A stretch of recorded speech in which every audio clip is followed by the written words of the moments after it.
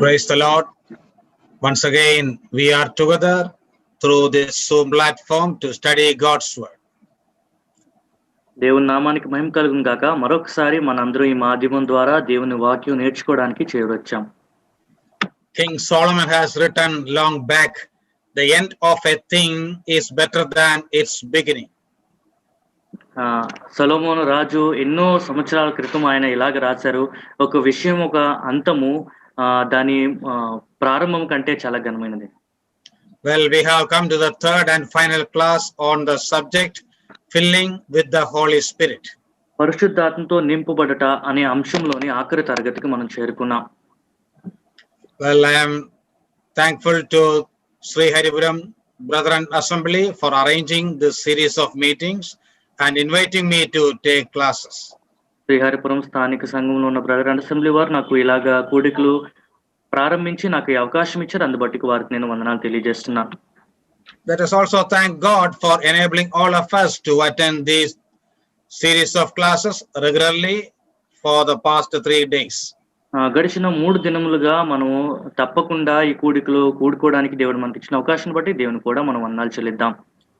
Well, in the very first day, I told you about the importance of this subject, and then I covered 4 truths about being filled with the Holy Spirit. మొదటి దినాన ఈ అధ్యయనము ఒక ప్రాముఖ్యత ఏంటో నేను చెప్పి ఆ పరిశుద్ధాత్మతో నింపబడటం అనే విషయంలోని 4 సత్యాలు మీ ముందు నేను ఉంచాను. The second day, we covered the conditions for being filled with the Holy Spirit. పరిశుద్ధాత్మతో నింపబడుటకు అవసరమైన షరతుల గురించి రెండో దినం నేను చెప్పాను. The first condition is we have to surrender our bodies to the control of the Holy Spirit. మొదటి షరతు పరిశుద్ధాత్మ దేవుడు నియంత్రణలోనికి మన దేహాలను మనం సమర్పించుకోవాలి. Second one, we have to fill our hearts and minds with God's word. రెండోది మన హృదయములను మన మనస్సులను దేవుని వాక్యముతో మనం నింపుకోవాలి. That is very clear from Colossians 3:16. కొలస్సీలకు రాసిన పత్రిక 3:16 వాక్యం నుంచి అది మనకి స్పష్టంగా అర్థమవుతుంది. Unless and until we fill our hearts with God's word, the Spirit of God cannot control us. మన మనస్సులను మన హృదయములను దేవుని వాక్యంతో నింపుకోనంత వరకు పరిశుద్ధాత్మ మన మీద నియంత్రణ చేయలేడు. And the third one is prayer. మూడోది ప్రార్థన అని మనం చూసుకున్నాం. So that is clear from the New Testament verses as well as from a famous verse from the Old Testament, that is Isaiah 40:31. ఈ విషయాలు కొత్త నిబంధనలో మనకు స్పష్టంగా అర్థమవుతున్నాయి. అలాగే ప్రఖ్యాతిగాంచిన పాత నిబంధనలో యెషయా గ్రంథము 40:31 వాక్యం నుంచి ఈ విషయాలు మనం చూసుకున్నాం. As I told you last time, whenever we pray, a cleansing takes place in our lives. మనం ప్రార్థన చేసినప్పుడు మన జీవితాల్లో ఒక శుద్ధీకరణ జరుగుతుందని మునుపు నేను చెప్పాను. Therefore the Spirit of God can easily fill us. అందుచేత దేవుని ఆత్మ మనల్ని నింపగలడు. I told you last time also, all the blessings in the word of God are conditional. దేవుని వాక్యములోని ఉన్న ఆశీర్వాదములన్నీ కూడా షరతులతో కూడినవి అని గడిచిన సార్ నేను చెప్పాను. Therefore, even though the Holy Spirit resides in us, we have to fulfill certain requirements in order to be controlled by the Holy Spirit. పరిశుద్ధాత్మ మనలో నివసించినా సరే కొన్ని షరతులు మనం పూరిస్తేనే ఆత్మ ద్వారా మనం నియంత్రింపగలము. As we see from Romans 8:13, there are 2 possibilities for each one of us. Either we can live a carnal life or a spiritual life. రోమీయులకు రాసిన పత్రిక 8:13 వాక్యం నుంచి మనం చూసుకున్నట్లుగా మనకి 2 అవకాశాలు ఉంటాయి. అయితే శరీరానుసారులుగా మనం జీవించవచ్చు లేదా ఆత్మానుసారంగా మనం జీవించవచ్చు. So the key is in our hands. We can choose whatever life we would like to live. తాళపు చెవి మన చేతిలో ఉంది. ఎటువంటి జీవితం కావాలనేది మనం ఎన్నుకోవచ్చు. Okay, now we will go to the final section of this study. The title is Results of Being Filled with the Holy Spirit. ఈ అధ్యాయం యొక్క ఆఖరి భాగంకు మనం వద్దాం. దీని శీర్షిక పరిశుద్ధాత్మతో నింపబడుటకు ప్రతిఫలం లేదా ఫలితములు. Yes.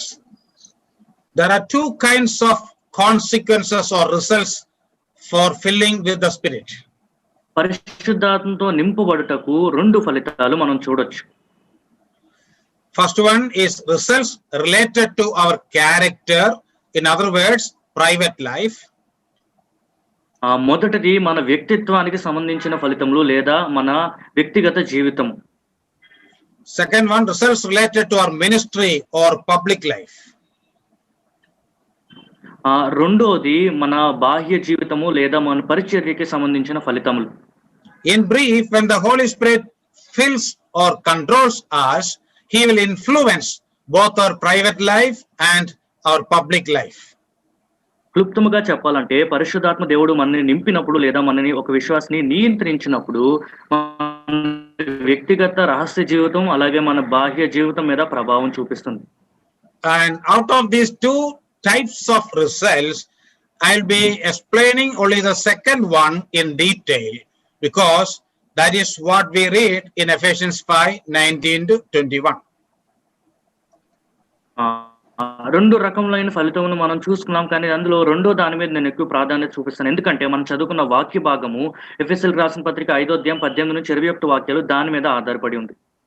But remember, the first one also is very important, but in our 3 days study we cannot finish everything. కానీ మొదటి భాగం కూడా చాలా ప్రాముఖ్యమైనదే, కానీ మన 3 దినముల అధ్యయనంలో దాన్ని మనము చూసుకోలేము. Okay, the first one is results related to our character or our attitude. మొదటిది మన వ్యక్తిత్వం, మన జీవన విధానానికి సరిపడే ఒక ఫలితము అని మనం చెప్పొచ్చు. Okay, this we see very clearly in Galatians 5:22 and 23. ఇది స్పష్టంగా గలతీయులకు రాసిన పత్రిక 5వ అధ్యాయం 22-23 వాక్యాల్లో మనం చూసుకుంటున్నాం. There Paul uses the phrase the fruit of the spirit. అయితే ఆత్మ ఫలమేమనగా అని అక్కడ అపోస్తలుడైన పౌలు వాడుతున్నట్లుగా మనం చూస్తున్నాం. But the fruit of the spirit is love, joy, peace, long suffering, etc. We can see a list of 9 qualities. ఆత్మ ఫలమేమనగా ప్రేమ, సంతోషము, సమాధానము, దీర్ఘశాంతము ఇలాగా 9 గుణ లక్షణాలని మనం చూడగలం. Because all these are related to each other, it is called a single fruit. ఇవన్నీ ఒకదానితో ఒకటి సంబంధం కలిగి ఉన్నది కనుక ఒక ఫలమే అని ఏక ఫలముగా మనం అది చూస్తున్నాం. In fact, all these are the characteristics or character of Jesus Christ. ఈ విషయాలన్నీ ప్రభువైన యేసుక్రీస్తు యొక్క గుణ లక్షణాలు లేదా ఆయన వ్యక్తిత్వం అని కూడా మనం చెప్పొచ్చు. We can see the perfection of all these qualities in the life of Jesus. ఈ గుణ లక్షణాలన్నీ పరిపక్వతలో మన ప్రభువైన యేసుక్రీస్తు వారి జీవితంలో మనం చూడగలం. So these characteristics are called Christ-likeness or character of Jesus Christ. ఈ గుణ లక్షణాలన్నింటినీ క్రీస్తు వలె ఉండుట లేదా క్రీస్తు యొక్క ఆయన వ్యవహారం లేదా ఆయన గుణ లక్షణాలు మనం చెప్పొచ్చు. So when the Holy Spirit fills us, ultimately the Spirit will make us more and more like Jesus Christ. పరిశుద్ధాత్మతో మనం నిండినప్పుడు ఆఖరిగా దినదినము ప్రతిదినము క్రీస్తు వలె మనం మార్పు చెందుతాం. Of course, that itself is a detailed study that I am not dealing now because of lack of time. ఆ విషయమే చాలా వివరాలతో కూడిన ఒక అధ్యయనం, కానీ మనకి సమయం లేదు కనుక దాని గురించి మనం చూసుకోవట్లేదు. Okay, our basic text is Ephesians 5:18-21. ఎఫెసీయులకు రాసిన పత్రిక 5వ అధ్యాయం 18-21 వాక్యాల వరకు మన వాక్య భాగం. There from 19-21 we come across the results of being filled with the Spirit, especially with regard to our ministry. అక్కడ 19-21 వాక్యాల వరకు ఆత్మతో నింపబడట వల్ల వచ్చే ఫలితాలు మన పరిచర్యకి సంబంధించినవి అక్కడ మనం చూడగలం. I request all of you to take that portion and look into your Bibles. ఆ వాక్య భాగం అందరూ తెరిచి మీ బైబిల్లో చూడవలసిందిగా మిమ్మల్ని నేను మనవి చేస్తున్నాను. Well, before analyzing this portion, let me tell you 2 general observations about this passage. ఈ వాక్య భాగం యొక్క వివరాలకు మనం వెళ్ళక మునుపు ఈ వాక్య భాగం నుంచి చూస్తే మనకి కలిగే 2 విషయాలు మీ ముందు నేను ఉంచాలనుకుంటున్నాను. We know that these days many Christian denominations are interested in the ministry of the Holy Spirit. పరిశుద్ధాత్మ పరిచర్య విషయంలో ఎంత ఆసక్తి చూపుతూ అనేక క్రైస్తవ సంస్థల్ని మనం ఈ రోజుల్లో చూస్తున్నాం. In one sense, that is a good thing. I appreciate them. ఒక విధంగా చెప్పాలంటే ఇది చాలా మంచిది. but in many aspects they have gone wrong. I would say they are sincere people, but they are sincerely wrong. చాలా యథార్థమైన పని వారు చేస్తున్నారు, యథార్థులని నేను చెప్తాను కానీ యథార్థంగా వారు తప్పిదము చేస్తున్నారని కూడా నేను చెప్పాలి. Suppose we ask them the question, what are the results of filling with the Holy Spirit? పరిశుద్ధాత్మతో నింపబడుట ద్వారా ఫలితాలు ఏంటి అని ఒకవేళ మనం వారిని ప్రశ్నించినట్లయితే, then they would immediately say miracles, healing, speaking in other tongues, etc. వెంటనే వారు ఆశ్చర్య కార్యములు, స్వస్థతలు, ఇతర భాషల్లో మాట్లాడుట అని వారు చెప్తారేమో. But to our surprise, when we look into this passage, here Paul mentions none of those things. కానీ ఆశ్చర్యకరమైన విషయం ఏంటంటే ఈ వాక్య భాగం మనం చదివినప్పుడు అపోస్తులైన పౌలు వాటి గురించి ఏమీ ప్రస్తావించట్లేదు. On the other hand, he gives a list of so common and ordinary things in the daily life of a Christian. ఒక క్రైస్తవుడి ప్రతిదిన జీవితంలో చాలా సాధారణమైన విషయాలు ఒక పట్టిక వలె ఆయన చూపిస్తున్నారు. Remember, when Paul wrote these things, all the miraculous gifts were available and almost all the apostles were living.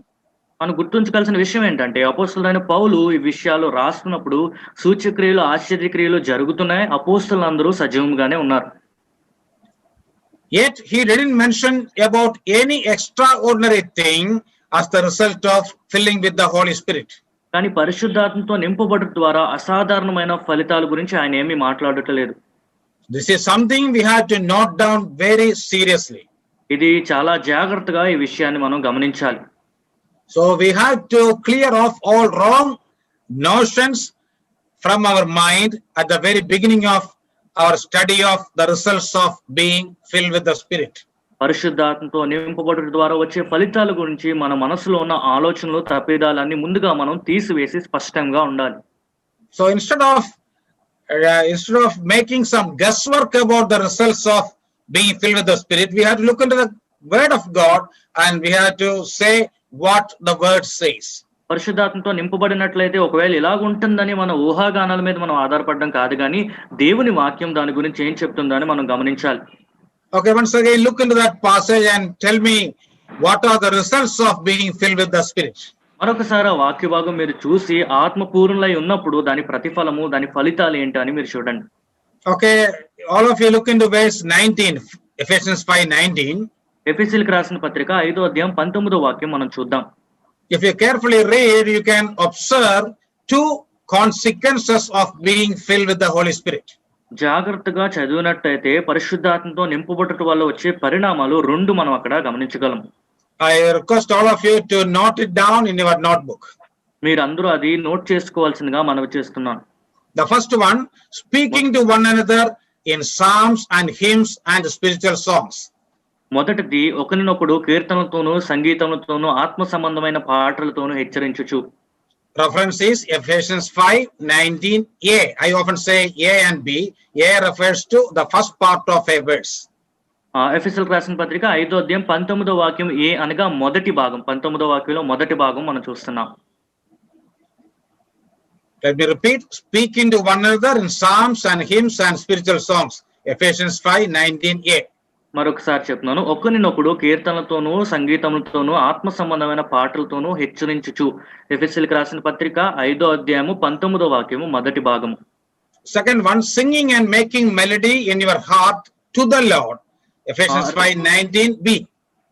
రెండవది, మీ హృదయములలో ప్రభువును గూర్చి పాడుచు కీర్తించుచు. ఎఫెసీయులకు రాసిన పత్రిక 5వ అధ్యాయము 19వ వాక్యము బి లేదా రెండో భాగము. Okay, the third one is in Ephesians 5:20. మూడవది ఎఫెసీయులకు రాసిన పత్రిక 5వ అధ్యాయము 20వ వాక్యంలో మనం చూస్తున్నాం. That full verse is the third result of filling with the Spirit. పరిశుద్ధాత్మతో నింపబడుట ద్వారా వచ్చే పరిణామము ఆ 20వ వాక్యం మొత్తం మనం చదువుకోవచ్చు. Giving thanks always for all things to God the Father in the name of our Lord Jesus Christ. మన ప్రభువైన యేసుక్రీస్తు పేరట సమస్తమును గూర్చి తండ్రి అయిన దేవునికి ఎల్లప్పుడూ కృతజ్ఞతాస్తుతులు చెల్లించుచు. Ephesians 5:20. ఎఫెసీయులకు రాసిన పత్రిక 5వ అధ్యాయం 20వ వాక్యం. The fourth one, submitting to one another in the fear of God. 5:21. నాలుగవది, క్రీస్తునందలి భయముతో ఒకనికొకడు లోబడి ఉండుడి. ఎఫెసీయులకు రాసిన పత్రిక 5వ అధ్యాయం 21వ వాక్యం. I hope all of you got the list of results. పరిశుద్ధాత్మతో నింపబడుట ద్వారా వచ్చే పరిణామాలు లేదా ఫలితాలు మీరు పట్టిక రాసుకున్నారని నేను విశ్వసిస్తున్నాను. Now, if you carefully observe this list, we can make another observation also. ఈ పట్టిక మీరు జాగ్రత్తగా గమనించినట్లయితే మరొక గమనిక మనకు అక్కడ తెలుస్తుంది. There is a similarity between the first one and the last one. మొదటి అంశము 4వ అంశం మధ్య ఒక పోలిక మనకి కనిపిస్తుంది. One phrase is repeatedly coming in these two results. ఈ రెండు ఫలితాల్లోని ఒకే మాట మరొకసారి చెప్పబడినట్లుగా మనం చూస్తున్నాం. Did you observe this? అది మీరు గమనించారా? The phrase one another is coming in the first result as well as in the last result. మొదటి పరిణామంలోని 4వ పరిణామంలో కూడా ఒకరినొకడు అనే మాట మనము గమనించవచ్చు. So we can say like this, the first and the last are man-word results. That means they deal with our relationship with others. మొదటిది ఆఖరిది మనుష్యులకి సంబంధించినది లేదా మానవులతో మనకున్న సంబంధానికి సంబంధించిన విషయము అని మనం చెప్పొచ్చు. Did you understand what I said? నేను చెప్పింది మీకు అర్థమవుతుంది కదా? Anyway, I know that you cannot answer my question, but I am provoking your thinking and helping you to listen to me very carefully.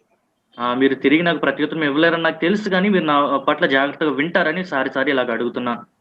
Okay, the first and last one are man word. మొదటిది ఆఖరిది మనుష్యులకు సంబంధించినది. It is clear from the phrase one another. ఒకనికొకడు అనే మాట ద్వారా అది మనకి స్పష్టంగా అర్థమవుతుంది. But the second and third are God word results. రెండవది మూడవది దేవుని పట్ల ఫలితాలు అని మనం చెప్పొచ్చు. That means they deal with our relationship with God. దేవునితో మనకున్న సంబంధం మీద అవి ఆధారపడి ఉంటాయి.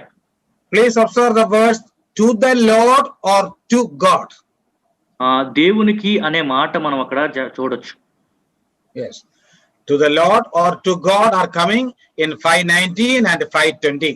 5వ అధ్యాయం 19వ వాక్యంలోని 20వ వాక్యంలోని ప్రభువునకు లేదా దేవునికి అనే రెండు పదాలు మనం గమనించవచ్చు. So these two are God word results. ఈ రెండు దేవుని పట్ల ఫలితాలు అని మనం చెప్పొచ్చు. See how beautifully God's Spirit presents these results. ఎంత చక్కగా ఈ పరిణామంని పరిశుద్ధాత్మ మనకి స్పష్టంగా చెప్తున్నారో మనం గమనించవచ్చు.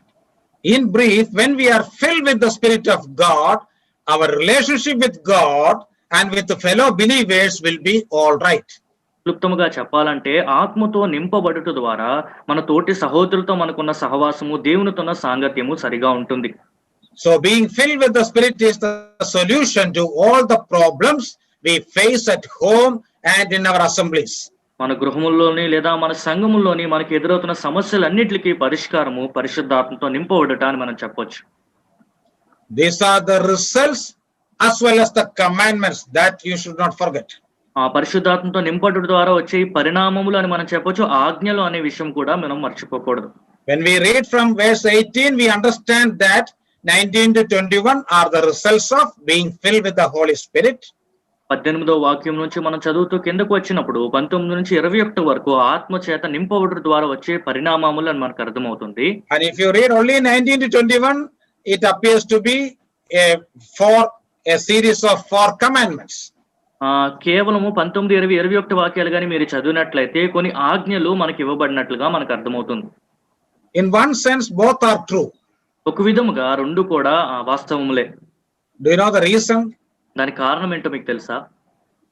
Last day I told you, filling with the Spirit is possible only if we permit the Spirit to control us.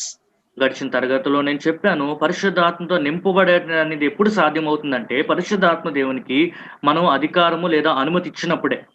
Of course, the Spirit is the one who fills us, but we have to permit the Spirit to control our lives.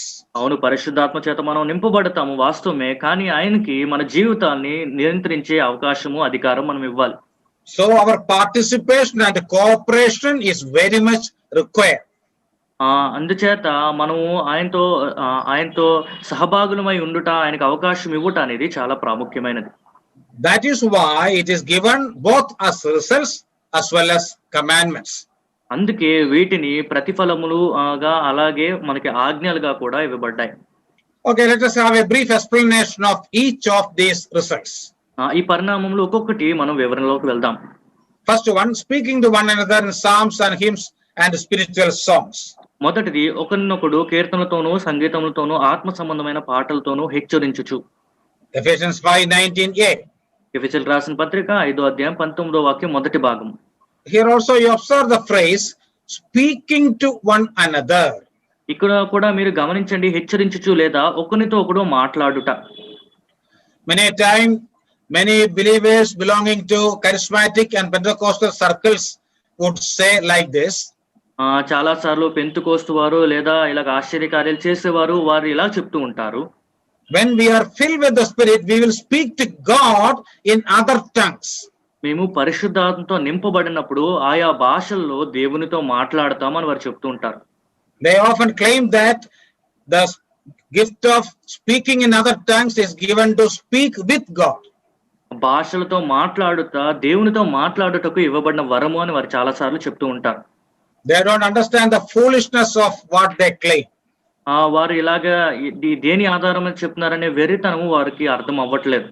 You see, God knows all languages, then we need not speak to God in another language.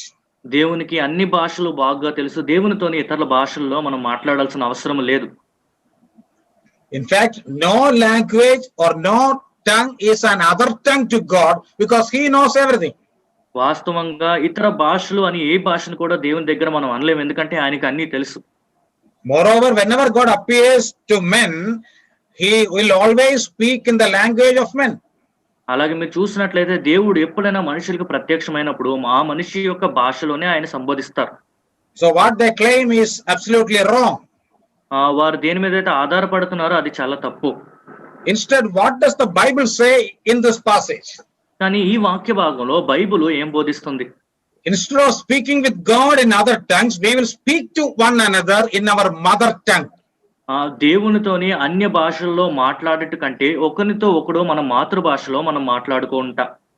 If a person is not in speaking terms with another believer, he cannot claim that he is filled with the Holy Spirit. ఒక వ్యక్తి తోటి విశ్వాసతో మాట్లాడే అవకాశం లేదు, అలాంటి పరిస్థితులు లేనట్లయితే పరిశుద్ధాత్మతో నింపబడిన వాడని ఆయన చెప్పలేడు. I hope you understood this point. ఈ విషయం మీకు అర్థమైందని నేను భావిస్తున్నాను. So whenever we are filled with the Spirit, it will open our hearts and minds, and we will have a cordial relationship with fellow believers. మనం ఆత్మతో నింపబడినప్పుడు మన హృదయం మన మనసు తెరవబడుతుంది, తోటి విశ్వాసంతో సన్నిహితమైన మన వ్యవహారం ఉంటుంది. Yes, what all things we should speak? ఎటువంటి విషయాలు మనం మాట్లాడాలి? Colossians 3:16 is a parallel passage which helps us in answering this question. కొలస్సీయులకు రాసిన పత్రిక 3:16 కూడా దీనికి సంబంధించిన వాక్యమే. ఈ ప్రశ్నలకి జవాబు ఇచ్చే విషయంలోనే అది మనకు సహాయపడుతుంది. There a little more explanation Paul gives. అక్కడ ఇంకొంచెం వివరణ అపొస్తలుడైన పౌలు ఇస్తున్నారు. Here Paul says he had to speak, and there Paul says he had to teach and admonish one another. ఇక్కడ ఇంగ్లీష్ లోని మాట్లాడుచు అనే మన వాక్య భాగంలో వచ్చింది, కానీ తెలుగులో హెచ్చరించుచు ఉంది. కొలస్సీయులకు రాసిన పత్రిక 3:16 బోధించుచు బుద్ధి చెప్పుచు అని మనం చూస్తున్నాం. Yes, admonishing means you have to teach and give exhortation or advice. బోధించుట బుద్ధి చెప్పుట అనగా వారికి మన సలహా ఇవ్వాలి. Again, please observe that we should do based on psalms, hymns and spiritual songs. గమనించండి, అది కూడా మనం ఎలా చేయాలంటే కీర్తనలతోనూ సంగీతములతోనూ ఆత్మ సంబంధమైన పాటలతోనూ మనం చేయాలి. Let me very briefly explain 3 words: psalms, hymns and spiritual songs. క్లుప్తంగా ఈ కీర్తనలు సంగీతములు ఆత్మ సంబంధమైన పాటలు అంటే ఏంటో నేను వివరిస్తాను. Psalms simply means the psalms in the Bible. కీర్తనలు అనగా బైబిల్ గ్రంథంలో మనం చూస్తే కీర్తనలు. Today we do not know how to sing psalms. ఆ కీర్తనలు ఎలా పాడాలో ఈ రోజు మనకు తెలియదు. So we read and meditate and teach the book of Psalms. అవి మనం చదివి మనం బోధిస్తూ ఉంటాం. But one thing you have to understand, the word psalm has come from the word psallo in Greek. Greek భాషలోని సాలో అనే పదము నుంచి కీర్తన అనే మాట వచ్చింది. And that word means singing with instrument. దాని అర్థము వాయిద్యములతో పాడుట. So it refers to the singing with the musical instruments. వాయిద్యములతో పాడుట అనే భావన కీర్తనలు అనగా మనకు అర్థం చేసుకోవచ్చు. On the other hand, hymns and spiritual songs are songs sung without instrument. ఇంకొక మాటలో చెప్పాలంటే ఈ ఆత్మ సంబంధమైన పాటలు, సంగీతములు, వాయిద్యములు లేకుండా పాడేవి. So please note it down. Both are permitted in the church. Both instrumental music as well as songs without music, both are permitted. ఇలాగా వాయిద్యములతో కూడిన కీర్తనలు, వాయిద్యములు లేకుండా కూడా గీతములు మన సంఘంలో అనుమతించబడ్డాయి. But each one has got its own place and occasion that we should not forget. కానీ ప్రతిదానికి ఒక ప్రాధాన్యత, ఒక స్థానము, ఒక సమయము ఉంది, అది మనం మర్చిపోకూడదు. Okay, the next word is hymns. Hymns means songs of praise. రెండవది సంగీతములు లేదా స్తుతి పాటలు అని మనం చెప్పొచ్చు.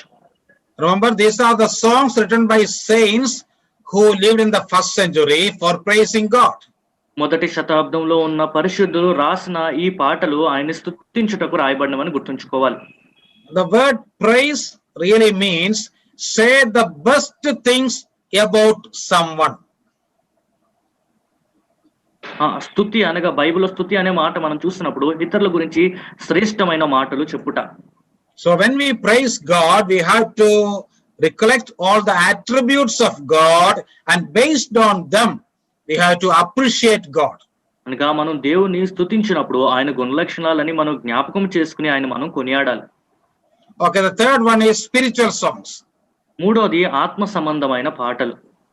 Let me give you a brief explanation of spiritual songs. దీని గురించి ఒక క్లుప్తమైన వివరణ మీ ముందు ఉంచుతాను. Remember, first of all, these are songs written by spiritual people who lived in the first century.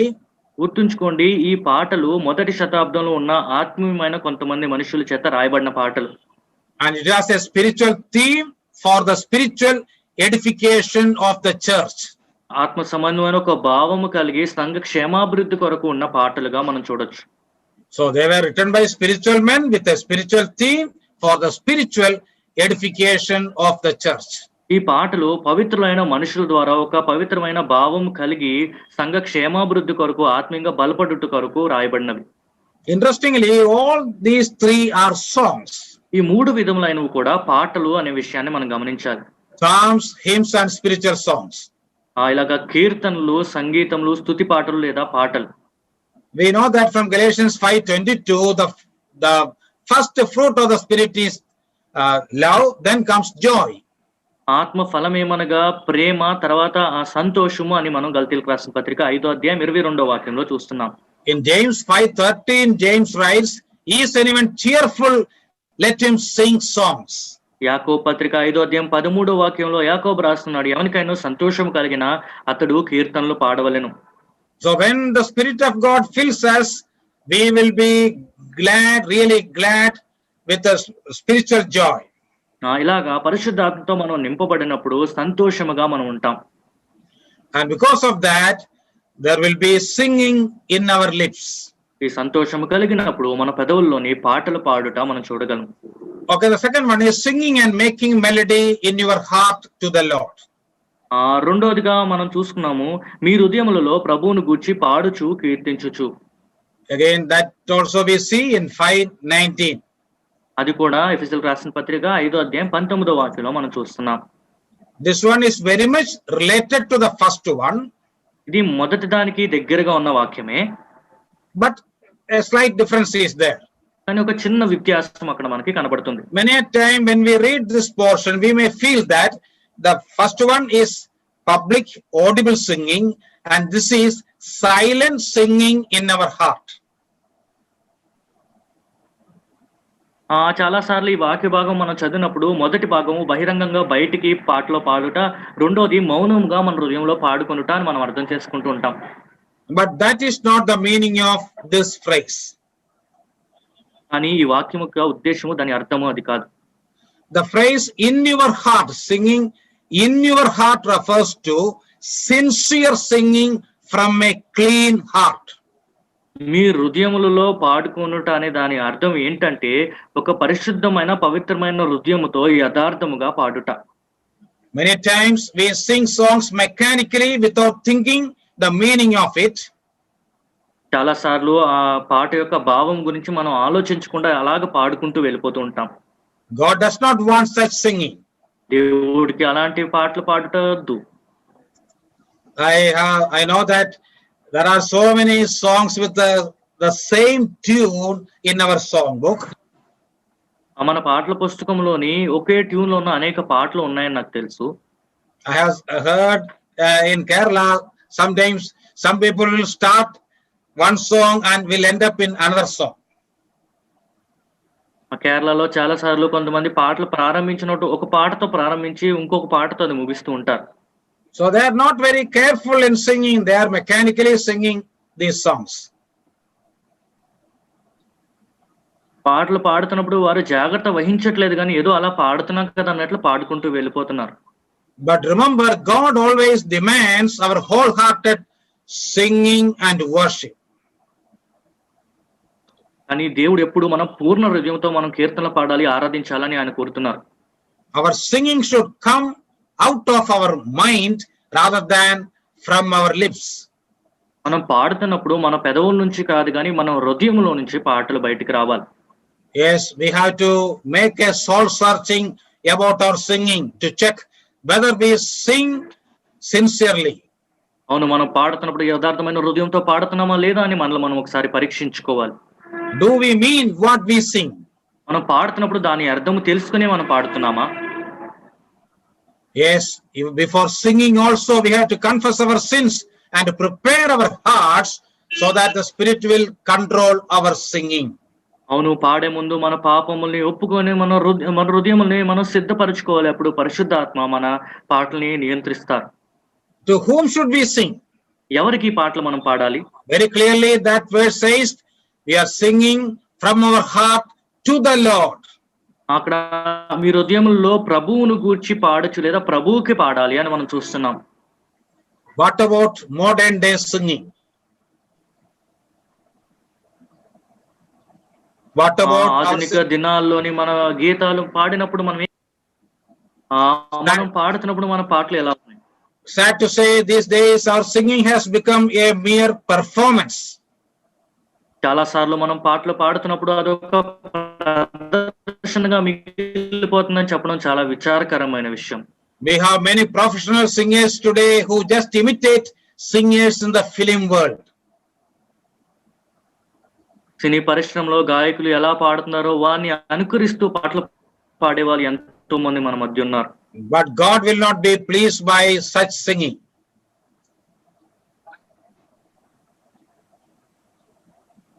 కానీ అలాగా But God will not be pleased by such singing. అలాంటి పాటలు దేవునికి ప్రీతికరమైనవి కాదు. Okay, let us go to the third result of being filled with the Spirit. పరిశుద్ధాత్మతో నింపబడుటకు గల మూడో పరిణామం ఇప్పుడు మనం చూద్దాం. Third one is in verse 20 in full. మూడవది 20వ వాక్యము పూర్తిగా మనం చదువుకుందాం.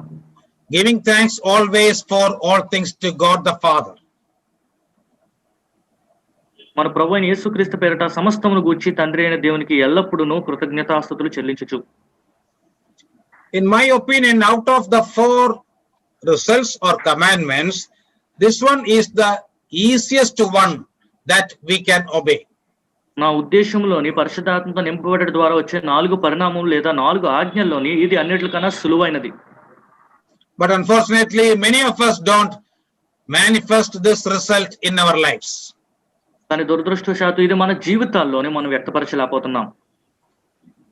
You know that there is a common allegation about we brethren people by other Christian denominations.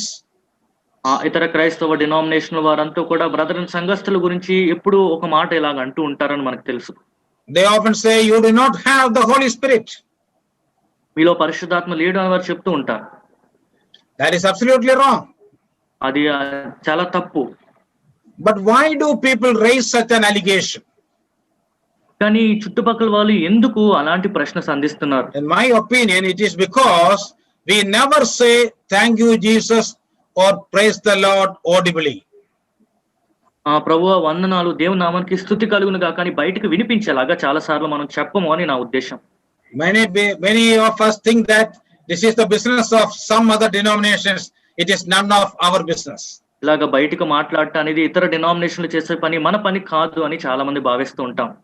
Very sad to say that many believers often come and sit like statues in all the meetings. చాలా విచారకరమైన విషయం ఏంటంటే అనేక విశ్వాసులు ఆయా meeting లో వచ్చి అలాగా కూర్చుని బొమ్మల్లా కూర్చుని వెళ్ళిపోతూ ఉంటారు. Some justify their silence by saying that, brother, though I am not thanking God audibly, thanks are there in my heart.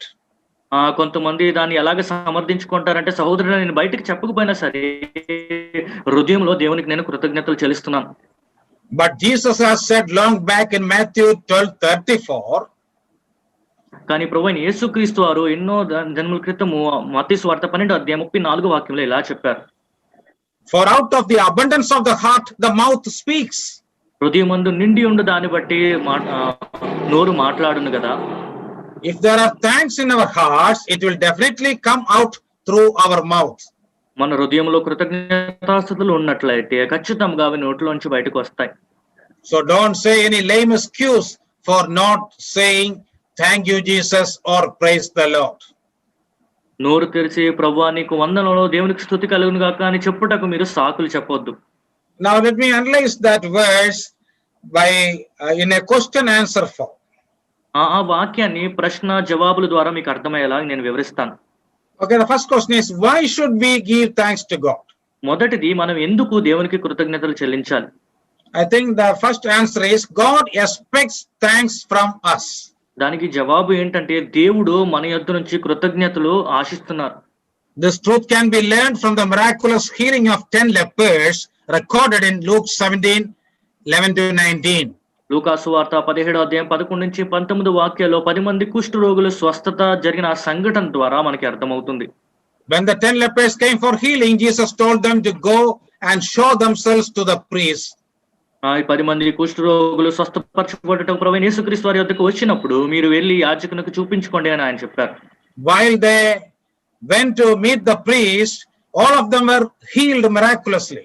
వారు యాజకుని కలుటకు వెళ్తున్నప్పుడు ఆశ్చర్యకరంగా అందరూ స్వస్థపరచబడ్డారు. Then one of them came back to meet Jesus. వారిలో ఒకరు తిరిగి వచ్చి ప్రభువును కలుటకు వచ్చారు. He fell before Jesus and gave him thanks. ఆయన ప్రభు ఎదుట సాగిలపడి కృతజ్ఞతాస్తుతులు చెల్లించాడు. Then what was the response of Jesus? అప్పుడు ప్రభువైన యేసుక్రీస్తు వారు దానికి ఎలా స్పందించారు? In Luke 17:17 we read, లూకాసు వార్త 17:17 మనం ఇలా చదువుకుంటున్నాం.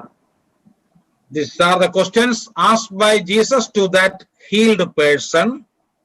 స్వస్థపరచబడిన వ్యక్తిని ప్రభువైన యేసుక్రీస్తు వారు అడిగిన ప్రశ్న. Were there not 10 cleansed, but where are the 9?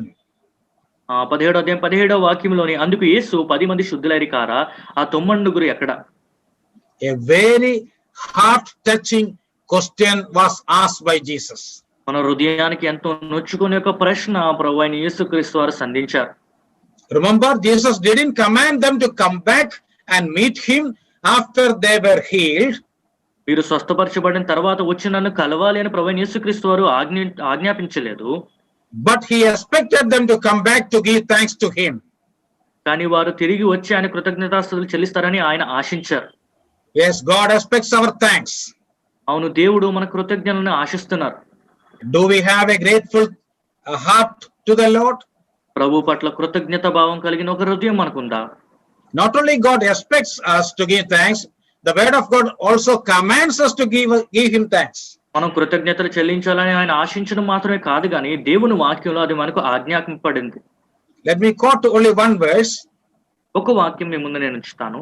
In Psalm 50:23 we read, 50వ కీర్తన 23వ మనం ఇలా చదువుతున్నాం.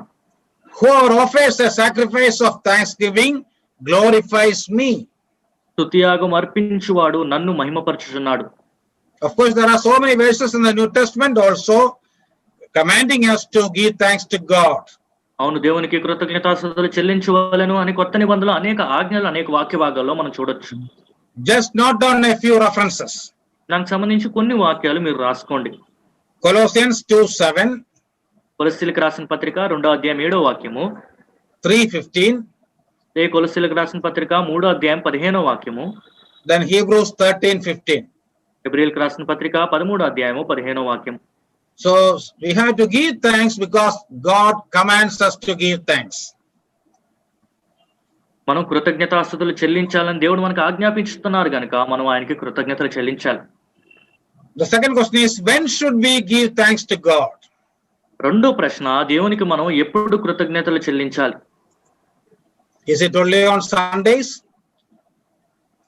అది కేవలం ఆదివారం మాత్రం చేసే పనా? Is it only on Sundays? అది కేవలం ఆదివారం మనం చేస్తామా? No. కాదు.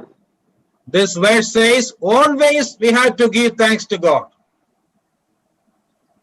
ఎల్లప్పుడూ మనం ఆయనకి కృతజ్ఞతాస్తుతులు చెల్లించాలని ఈ వాక్య భాగంలో మనం చూస్తున్నాం. And Hebrews 13:15 says, let us continually offer the sacrifice of praise to God. హెబ్రీయులకు రాసిన పత్రిక 13వ అధ్యాయం 15వ వాక్యంలో మనం దేవునికి ఎల్లప్పుడూ స్తుతియాగము చేయుదుము అని చూస్తున్నాం. Yes, we should always have a grateful heart to the Lord. అవును, ఎల్లప్పుడూ కృతజ్ఞత భావం కలిగిన హృదయము ప్రభువు పట్ల మనకు ఉండాలి. The third question is this, for what all things we have to give thanks? ఏ విషయముల కొరకు మనం కృతజ్ఞతలు చెల్లించాలని మూడో ప్రశ్న. Yes, the answers to all these questions are there in Ephesians 5:20. ఈ ప్రశ్నలన్నిటికీ సమాధానం ఎఫెసీయులకు రాసిన పత్రిక 5వ అధ్యాయం 20వ వాక్యంలో మనం చూస్తున్నాం. The answers to all these questions are there in Ephesians 5:20. ఈ ప్రశ్నలన్నిటికీ సమాధానం ఎఫెసీయులకు రాసిన పత్రిక 5వ అధ్యాయం 20వ వాక్యంలో మనకు And కనబడుతుంది. this verse says, for all things we have to give thanks. ఆ సమస్తమును గూర్చి మనము కృతజ్ఞతాస్తుతులు చెల్లించాలని ఈ వాక్యం చెప్తుంది. And 1 Thessalonians 5:18 says, in everything give thanks. తెస్సలోనికీయులకు రాసిన మొదటి పత్రిక 5వ అధ్యాయం 18వ వాక్యంలో ప్రతి విషయమునందు కృతజ్ఞతాస్తుతులు చెల్లించుడి అని మనం చూస్తున్నాం. Okay, is it possible to give thanks for anything and everything? ప్రతి విషయము ఏ విషయం పడితే ఆ విషయంకి కృతజ్ఞతాస్తుతులు చెల్లించడం సాధ్యమేనా? Okay, when we get something, naturally we will give thanks. మనకి ఏదైనా లభించినప్పుడు మనం స్వాభావికంగా కృతజ్ఞతలు చెల్లిస్తాం. How can we give thanks when we lose something? మనం ఏదైనా కోల్పోయినప్పుడు, పోగొట్టుకున్నప్పుడు ఎలా కృతజ్ఞతలు చెల్లించగలం? Let me answer this question with a historical incident. చరిత్రాత్మక సంఘటన ద్వారా ఈ ప్రశ్నకి నేను సమాధానం చెప్తాను. There was a Bible commentator by name Matthew Henry who lived in 17th century in England. England లోని 17వ శతాబ్దంలోని మాథ్యూ హెన్రీ అనే ఒక బైబిల్ కమెంటేటర్ ఉండేవారు. Once he lost his purse while traveling. ఆయన ప్రయాణం చేస్తున్నప్పుడు ఆయన పర్స్ కోల్పోయారు. He had the habit of writing diary every day and thanking God for everything that happens on that day. ప్రతి దినము డైరీ రాసుకుని ఆ దినము ఏం జరుగుతుందని ప్రతి దానికి దేవునికి కృతజ్ఞతలు చెల్లించడం ఆయనకు అలవాటు. So on the day in which he lost his purse also, he wrote his diary. ఆయన పర్స్ కోల్పోయిన రోజు కూడా డైరీలో ఆయన ఇలా రాసుకున్నారు. He wrote in his diary in this manner. ఆయన డైరీలో ఆయన ఇలాగ రాసుకున్నారు. Today somebody has picked my purse from me. ఈ రోజు ఎవరో నా దగ్గర నుంచి నా purse దొంగిలించారు. But Lord, I thank you for the following reasons. కానీ ప్రభువా, ఈ కింద కారణాల చేత నేను మీకు కృతజ్ఞతలు చెల్లిస్తున్నాను. First one, this is the first time in my life I lost my purse. మొదటి కారణము, నా జీవితంలో మొట్టమొదటిసారి పర్స్ కోల్పోయాను. I could have lost it many times earlier. మునుపు కూడా అనేక సార్లు నేను పర్స్ కోల్పోయే అవకాశం ఉంది. Oh Lord, you protected me many times, therefore I thank you, Lord. కానీ ప్రభువా, అనేక సార్లు నీవు నన్ను కాపాడు, అందుబట్టి నీకు కృతజ్ఞతలు. Second one, రెండోది, the money in the purse was very less this time, therefore I thank you, Lord. ప్రభువా, పర్సులో ఈసారి డబ్బులు చాలా తక్కువ ఉన్నాయి, అందుబట్టి మీకు వందనాలు చెల్లిస్తున్నాను. Third one, మూడో కారణము, oh Lord, he took only my purse, not my life, therefore I thank you. ప్రభువా, తీసుకున్నవాడు కేవలం నా పర్స్ తీసుకున్నాడు, నా ప్రాణం తీసుకోలేదు, అందుబట్టి నీకు వందనాలు ప్రభువా. Fourth one, నాలుగవది, He is the one took my money. In my life, I have never taken the money of others. ప్రభువా, నా యొద్ద నుంచి డబ్బులు ఆయన దొంగతనం చేశాడు, కానీ నా జీవితంలో నేను ఎప్పుడు ఎవరి దగ్గర నుంచి డబ్బులు దొంగతనం చేయలేదు. Therefore, I thank you, Lord. అందుబట్టి నీకు వందనాలు ప్రభువా. You see, when he lost his purse, he could find out 4 reasons to thank God. చూసారా, ఆయన పర్స్ కోల్పోయినప్పుడు దేవునికి కృతజ్ఞతాస్తుతులు చెల్లించటకు 4 కారణాలు ఆయనకు దొరికాయి. Then how much more you and I have to thank God who has never lost a purse in our lives. మనం ఎప్పుడు మన జీవితాల్లో పర్స్ కోల్పోలేదో మనం దేవునికి ఇంకెంతగా కృతజ్ఞతలు చెల్లించాలి. Think seriously about this. ఈ విషయం గురించి గంభీరంగా మీరు ఆలోచించాలి. Beloved, if we count our blessings every day, there are so many things we can find out to thank God. ప్రియులారా, ప్రతిదినము మన ఆశీర్వాదాలు మనం లెక్కించినట్లయితే అనేక విషయముల కొరకు మనం దేవునికి కృతజ్ఞతలు చెల్లించవచ్చు. Okay, the next question, in whose name should we thank God? ఎవరి నామమున మనం కృతజ్ఞతలు చెల్లించాలి? It is very clearly written here, in the name of our Lord Jesus Christ. మన ప్రభువైన యేసుక్రీస్తు పేరిట మనం కృతజ్ఞతలు చెల్లించాలని ఇక్కడ స్పష్టంగా మనం చూస్తున్నాం. What does it mean? దీని అర్థం ఏంటి? Does it mean that whenever we say thanks to God, we have to tell always, in the name of Jesus Christ, I give thanks? ప్రతిసారి మనం కృతజ్ఞతాస్తుతులు చెల్లించిన ప్రభువైన యేసుక్రీస్తు నామంలో నేను కృతజ్ఞతలు చెల్లిస్తున్నానని ప్రతిసారి చెప్పాలి అని దాని అర్థమా? No, that is not the meaning. దాని అర్థం అది కాదు. In the Bible, name stands for the person. బైబిల్లోని పేరు అనేది వ్యక్తిత్వానికి సూచిస్తుంది. Remember, we have access to God only through Jesus Christ because he is our only mediator. ప్రభువైన యేసుక్రీస్తు మాత్రమే మనకు మధ్యవర్తి గనుక దేవునికి మనం చేరుకున్నట కేవలం ప్రభువైన యేసుక్రీస్తు ద్వారా మాత్రమే సాధ్యం. So those who have relationship with God through Jesus Christ and those who have right fellowship with God are eligible to give thanks to God. ప్రభువైన యేసుక్రీస్తు ద్వారా దేవునితోనే సహవాసం ఉన్నవారు, దేవునితోనే సరైన సాంగత్యం కలిగిన వారు ఆయనకు కృతజ్ఞతాస్తుతులు చెల్లించుటకు అర్హులు. Yes, only those thanks will be accepted and accounted by God. అవును, కేవలం ఆ కృతజ్ఞతాస్తుతులు మాత్రమే ఆయన గైకొంటారు, అవి మాత్రమే ఆయన లెక్కిస్తారు. The 5th question is this. 5వ ప్రశ్న, to whom should we give thanks? మనం ఎవరికి కృతజ్ఞతలు చెల్లించాలి? This verse says we have to give thanks to God the Father. తండ్రి అయిన దేవునికి మనం కృతజ్ఞతలు చెల్లించాలని వాక్యం మనకు చెప్తుంది. Why should we give thanks to God the Father? తండ్రి అయిన దేవునికి మనం ఎందుకు కృతజ్ఞతలు చెల్లించాలి? Since God is the source of all blessings, we have to give thanks to him. అన్ని ఆశీర్వాదములకు మూల కారకుడు దేవుడు, తండ్రి అయిన దేవుడు గనుక ఆయనకు మనం కృతజ్ఞతలు చెల్లించాలి. In James 1:17 we read, every good gift and every perfect gift is from above and comes down from the Father of lights. యాకోబు పత్రిక 1:17 వాక్యంలో శ్రేష్టమైన ప్రతి ఈవుయు సంపూర్ణమైన ప్రతి వరమును పరసంబంధమైనదే జ్యోతిర్మయుడగు తండ్రి యొద్ద నుండి వచ్చును. However, since our God is a triune God, all our praises and thanks are equally shared by each person of the Trinity. మన దేవుడు త్రిత్వమై ఉన్నాడు కనుక మన కృతజ్ఞతలన్నీ ఈ త్రిత్వంలో ఉన్న ముగ్గురు వ్యక్తిత్వాలు అవి పంచుకోవడం మనం అర్థం చేసుకోవాలి. So this verse doesn't teach us that we have to give thanks only to God the Father. కేవలము తండ్రి అయిన దేవునికి మాత్రమే కృతజ్ఞతలు చెల్లించాలని వాక్యం మనకు బోధించట్లేదు. Of course, in our prayers also we address our prayers to God the Father. అవును, మనం చేసిన ప్రార్థనలో కూడా మనం తండ్రి అయిన దేవునికి సంబోధిస్తూ ప్రార్థన చేస్తాం. But all the 3 persons are involved in answering our prayers. కానీ మన ప్రార్థనలకి ప్రత్యుత్తరం ఇచ్చుటలోని ముగ్గురు వ్యక్తిత్వాలు కూడా అందులో పాలిభాగస్తులే. In the same way, when we thank God the Father, it is shared by or received by all the 3 persons in the Trinity. అదే విధంగా తండ్రి అయిన దేవునికి మన కృతజ్ఞతాస్తుతులు చెల్లించినప్పుడు త్రిత్వంలోని ముగ్గురు దాన్ని సరిసమానంగా పంచుకుంటారు అనే విషయాన్ని అర్థం చేసుకోవాలి. Well, do we have the habit of giving thanks to God always? కానీ ఎల్లప్పుడూ దేవునికి కృతజ్ఞతలు చెల్లించే అలవాటు మనకుందా? There is a saying like this. ఒక వాడుకగా ఇలా చెప్తూ ఉంటారు, God gives and forgives.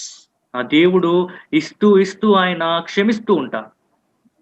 On the other hand, man gets and forgets. మనిషి పొందుకుంటూ మర్చిపోతూ ఉంటాడు. God gives and forgives. Man gets and forgets. దేవుడు ఇస్తూ క్షమిస్తూ ఉంటారు. మనుషుడు పొందుకుంటూ మర్చిపోతూ ఉంటాడు. Beloved, let us examine our lives and let us make a correction in our lives and decide to give thanks always for all things to God.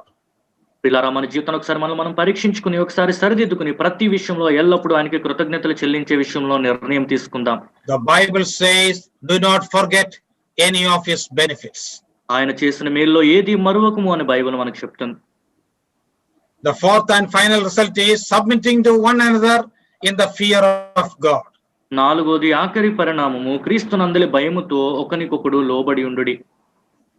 Sad to say, many do not know that this verse is one of the results of being filled with the Holy Spirit. ఆత్మతో నింపబడుట ద్వారా కలిగే పరిణామము అనే విషయం చాలా మందికి తెలియకపోవట విచారకరమైనది.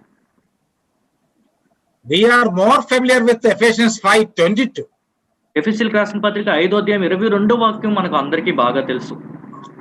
Ephesians 5:22 says, wives submit to your own husbands as to the Lord. 22వ వాక్యంలో స్త్రీలారా ప్రభువునకు వలె మీ సొంత పురుషులకు లోబడి ఉండుడి అని మనం చూస్తున్నాం. That we often read and preach on the occasion of weddings. ఆ వాక్యము చాలా సార్లు మనం చదివి వివాహ సందర్భాల్లో ఆ వాక్యాన్ని బోధిస్తూ ఉంటాం. Remember, that is given in the context of family. కానీ అది కుటుంబానికి సంబంధించిన నేపథ్యంలో ఇవ్వబడిన వాక్యం. And verse 21 is given in the context of the assembly. కానీ 21వ వాక్యము సంఘానికి సంబంధించిన నేపథ్యంలో ఇవ్వబడినది. Remember, this is a commandment to all believers in general. విశ్వాసులందరికీ ఇవ్వబడిన ఆజ్ఞ అని గుర్తుంచుకోవాలి. What is the meaning of submitting to one another? ఒకరికొకడు లోబడి ఉండుట అంటే దాని అర్థం ఏంటి? This does not mean that we have to be slaves of others. ఇతరులకి మనం బానిసలుగా ఉండాలని దాని అర్థం కాదు. This simply means that we have to respect each other. మనం ఒకరికొకడు మనం గౌరవించాలి అని దీని అర్థం. Each believer has to respect other believer regardless of his age and spiritual level and education. ప్రతి విశ్వాసి తన తోటి విశ్వాసిని గౌరవించాలి. ఆయన వయస్సుతోని, ఆయనకున్న అనుభవంతోని, ఆయనకున్న ఆత్మీయ స్థాయితోని సంబంధం లేకుండా.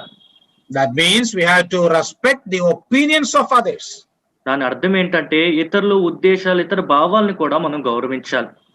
Of course, the New Testament speaks about submission to the elders in the church. అవును, కొత్త నిబంధనలోని పెద్దలకు లోబడి ఉండుట అనే విషయంలో కొత్త నిబంధన మనకు నేర్పిస్తుంది. That is mentioned or given in 1 Peter 5:5.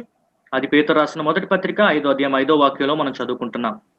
That verse clearly says, likewise you younger people submit yourselves to your elders. ఆ వాక్యంలో స్పష్టంగా చిన్నలారా మీరు పెద్దలకు లోబడి ఉండుడి అని మనం చూస్తున్నాం. That is the first part of 1 Peter 5:5. పేతురు రాసిన మొదటి పత్రిక 5వ అధ్యాయం 5వ వాక్యంలో మొదటి భాగంలో అది మనం చూస్తున్నాం. Do you know what does the second part of the verse say? అదే వాక్యంలో రెండో భాగం ఏం చెప్తుందో మీకు తెలుసా? Yes, all of you be submissive to one another and be clothed with humility. మీరందరూ ఎదుటివాని యెడల దీన మనస్సును వస్త్రము ధరించుకుని మిమ్మును అలంకరించుకొనుడి అని చూస్తున్నాం. So this is the biblical balance of truths. ఈ సత్యములు ఒక త్రాసులోని ఎలా తూగుతున్నాయో బైబిల్లో మనకు అర్థమవుతుంది. Of course, we all have to obey and respect the elders in the church. అవును, సంఘములోని పెద్దలకి మనం లోబడాలి, వారిని గౌరవించాలి, అది వాస్తవమే. That is a special submission. అది ప్రత్యేకముగా లోబడుట. But in a general sense, each one of us have to respect others. That is called the general submission. కానీ సాధారణంగా మనం అందరం కూడా ఒకరికొకరు లోబడాలి. సాధారణంగా లోబడుట అని దాన్ని మనం అర్థం చేసుకోవచ్చు. Again, this verse says we have to do it in the fear of the Lord. దేవుని భయములో ఇది మనం చేయాలన్న వాక్యం మనకు చెప్తుంది. Fear of the Lord means a healthy, reverential fear of God. దేవుని భయము అనగా ఆయన్ని గౌరవిస్తూ ఆయన్ని పూజిస్తున్న ఒక భయం అని మనం చెప్పొచ్చు. Okay, how can we practice this commandment? అవును, ఈ ఆజ్ఞని మనం ప్రయోగాత్మక దైనిక జీవితంలో ఎలా ఉపయోగించగలం? Of course, Paul gives us some practical guidelines for this in his other epistles. ఆయన రాసిన ఇతర పత్రికలో అపోస్తలుడైన పౌలు ప్రయోగాత్మకంగా ఈ ఆజ్ఞ గురించి ఆయన మనకు బోధిస్తున్నారు. All of you note down Philippians 2:3. ఫిలిప్పీయులకు రాసిన పత్రిక 2వ అధ్యాయం 3వ వాక్యం మీరు రాసుకోండి. In the second part of that verse we read, let each esteem others better than himself. ఆ వాక్యము 2వ భాగంలో వినయమైన మనస్సు గలవారై ఒకనికొకడు తనకంటే యోగ్యుడని ఎంచుచు అని చూస్తున్నాం. Have you ever underlined this portion of the verse? ఈ వాక్య భాగం మీరు ఎప్పుడన్నా అది గమనించారా? Many times we will underline only the promises in the Bible. చాలా సార్లు బైబిల్లో ఉన్న వాగ్దానాలు మాత్రమే మనం రాసుకుంటూ ఉంటాం. All these things shall be added unto you. That we will underline with red ink. ఈ విషయాలన్నీ మీకు జతపరచబడతాయని వాక్యం ఉన్నప్పుడు రెడ్ ఇంక్ తో మనం అండర్లైన్ చేసుకుంటాం. But these are the verses we have to underline. Let each esteem others better than himself. కానీ ఈ వాక్యాన్ని మనం అండర్లైన్ చేసుకుని జ్ఞాపకం ఉంచుకోవాలి. దీన మనస్సు గలవారి ఒకరికొకడు తనకంటే యోగ్యుడని ఎంచుకున్నాడు. Remember, in our basic human nature, we always think that we are better than others. మన సాధారణ మానవ స్వభావంలో ఇతరుల కంటే నేను హెచ్చైన వాడిని, ఇతరుల కంటే నేను పర్లేదు అనే భావన మనకు ఉంటుంది. Even believers sometimes think that they are holier than other believers in the assembly. చాలా సార్లు విశ్వాసులు కూడా ఇతర విశ్వాసుల కంటే నేను పరిశుద్ధముగా ఉన్నాను సంఘంలో అని భావిస్తూ ఉంటారు. I have heard some youngsters say like this, anyway, I am better than the elders and evangelists in our assembly. కొంతమంది యవనస్తులు మా సంఘంలో ఉన్న పెద్దలు సువార్థికుల కంటే నేను కొంచెం బాగానే ఉన్నాను అని వారు చెప్తా నేను విన్నాను. But the Bible commands us that we have to respect others better than ourselves. కానీ మనకంటే ఎక్కువగా ఇతరులు మన యోగ్యంగా ఎంచుకుంటూ గౌరవించాలని బైబిల్ మనకి బోధిస్తుంది. Again in Romans 12:10, అదే విధంగా రోమీయులకు రాసిన పత్రిక 12వ అధ్యాయం 10వ వాక్యంలో Paul writes, అపోస్తలుడైన పౌలు ఇలా రాస్తున్నారు. be kindly affectionate to one another with brotherly love. That's the first part. The second part we read, in honor giving preference to one another. మొదటి భాగంలోని సహోదర ప్రేమ విషయంలో ఒకని యందు ఒకడు అనురాగము గలవారై అని చూస్తున్నాం. కానీ రెండో భాగంలో ఘనత విషయంలో ఒకనినొకడు గొప్పగా ఎంచుకొనుడి. You see, observe this, in giving preference to, in honor giving preference to one another. ఘనత విషయంలో ఒకరినొకడు గొప్పగా ఎంచుకొనుడి. That simply means we have to respect others. దాని అర్థం ఇతరులను మనం గౌరవించాలి. Actually, in the original language, if we translate it accurately, it has a sense that we have to compete with each other in respecting each other. మూల భాషలో అది మనం ఎలా చెప్పాలంటే ఒకరినొకరు గౌరవించి ఒకరికి ఎక్కువ యోగ్యత ఇచ్చే విషయంలోని ఒకరితో ఒకరు పోటీ పడాలి అని మనం చెప్పొచ్చు. The Bible does not say that we believers have to compete with one another. విశ్వాసులైన మనం ఒకరితో ఒకరు పోటీ పడాలని బైబిల్ మనకు బోధించట్లేదు కానీ, because we all belong to the same father and same family. మనందరం ఒక తండ్రికి సంబంధించిన వారమే, ఒక కుటుంబానికి సంబంధించిన వారమే. So there is no unhealthy competition between believers. కాబట్టి ఇలాంటి పోటీ విశ్వాసుల మధ్య ఎక్కడా లేదు. But here Paul says we can compete with one another in respecting each other. కానీ ఒకరినొకరు గౌరవించి హెచ్చించే విషయంలో మీరు ఒకరితో ఒకరు పోటీ పడొచ్చు అని అపోస్తలుడైన పౌలు ఇక్కడ వివరిస్తున్నారు. So this is the practical meaning of the fourth result, submitting to one another in the fear of God. దేవుని లేదా క్రీస్తు భయములో ఒకరికొకరు లోబడి ఉండుట అంటే దాని ప్రయోగాత్మక భావము అర్థం ఇదే. Let me give you a biblical case of an unhealthy competition between two apostles. ఇద్దరు అపోస్తుల మధ్య ఇలాంటి ఒక పోటీ గురించి మీ ముందు నేను ఉంచాలనుకుంటున్నాను. We know that even at the previous day of crucifixion of the Lord, there was a dispute among the apostles as to which of them should be considered the greatest. ప్రభువైన యేసుక్రీస్తు వారు సిలువ వేయబడక ముందు రోజు కూడా అపోస్తలుల మధ్యలోని ఎవరు గొప్ప అనే విషయంలోని వివాదం ఏర్పడిందని మనకు తెలుసు. That we read in Luke 22:24. You need not read that, you just note down the reference. అది మీరు రాసుకోవచ్చు. లూకా సువార్త 22:24 వాక్యంలో మనం ఆ మాట చూస్తున్నాం. Remember, the apostles of our Lord were ordinary men like you and me. చూడండి, మన ప్రభువైన యేసుక్రీస్తు వారి అపోస్తలులు నీలాగా నాలాగా సాధారణమైన మనుషులు మాత్రమే. There was always a competition among them. వారి మధ్యలో ఎప్పుడు ఇలా ఒక పోటీ ఉండేది. I think the greatest rivalry was between Peter and John. అత్యధికంగా ఇలాంటి ఘర్షణ పేతురికి యోహానుకు మధ్య ఉండేదని నేను భావిస్తున్నాను. Even when Jesus was risen, we know that when they are going to the tomb, there was a running competition. ప్రభు అయిన యేసుక్రీస్తు వారు తిరిగి లేచిన తర్వాత కూడా సమాధి దగ్గరికి వారు వెళ్తున్నప్పుడు వారి మధ్య ఒక పరుగు పందెమే ఏర్పడిందని మనం చెప్పొచ్చు. So they had some shadow fights and cold wars between them. వారి మధ్య కనపడిన ఇలాంటి సంఘర్షణలు ఎన్నో వారి మధ్య ఉన్నాయి.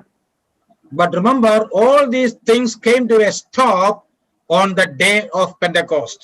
కానీ పెంతుకోస్తు దినమున ఈ సంఘటనలు ఈ విషయాలని ఆగిపోయిన విషయాన్ని మనం జ్ఞాపకం ఉంచుకోవాలి. What happened to them on the day of Pentecost? పెంతుకోస్తు దినమున వారికి ఏమైంది?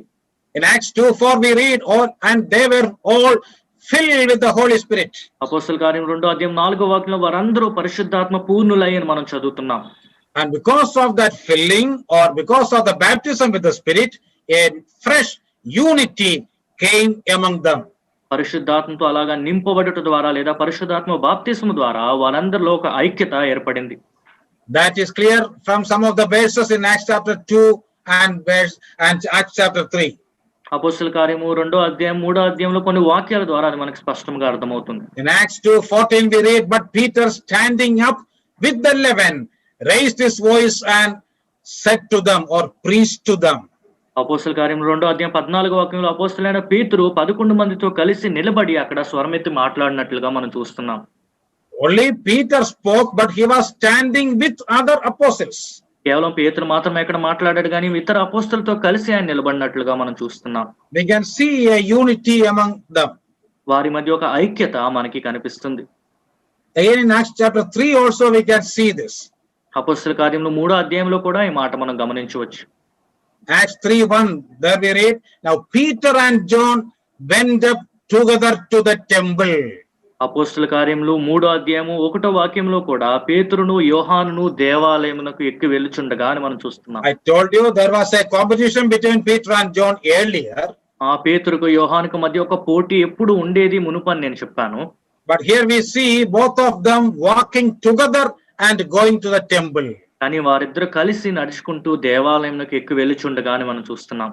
Again in Acts 3:4, అదే అపోస్తల కార్యములు 3:4 and fixing his eyes on him with John, Peter said, look at us.